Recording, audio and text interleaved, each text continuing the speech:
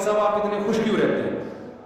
لوگ اکثر مجھ سے پوچھتے ہیں آپ نے تو ٹینشن کی کوئی چیز 14 بچے ماشاءاللہ، اور شادی ایک آج کل ایک مصیبت بن جاتی ہے پھر بھی ٹینشن.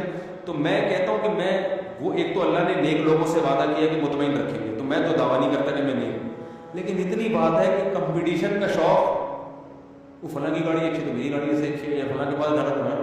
اور بھائی مجھے جتنا ملا ہوا ہے میں سمجھتا ہوں کہ میں اس کا بھی مستحق نہیں.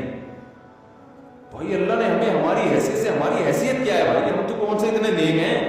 اللہ ہم سے نوالا چھین لے یہ اللہ کا حق ہے، لیکن اللہ نے نوالا نہیں. میں اس پہ خوش ہوتا ہوں، صبح میں نے پٹھان ہوٹل کا پراٹھا کھایا، آج بھی کھایا، ایسا مزہ آتا ہے یار. پٹھانوں کے پاس ایسے کرارے پراٹھے بنتے ہیں، ہاف فرائی انڈا بھی تھا، چائے بھی کڑک سی بنی ہوئی تھی. وہ جب کھائے نا تو ایسا لگتا ہے کاکڑ دنہ ہو گیا. کاکڑ دنہ سمجھتے ہیں؟ اب یہ سمجھانے میں 1 گھنٹہ لگے گا کاکڑ دنہ کیا.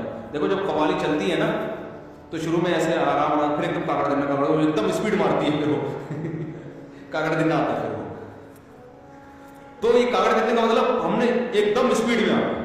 تو یار یہ کتنی بڑی اللہ کی نعمت ہے، پٹھان ہوٹل کا پراٹھا ہمارا پیٹ ہضم کر رہا ہے. صحیح ہے نا؟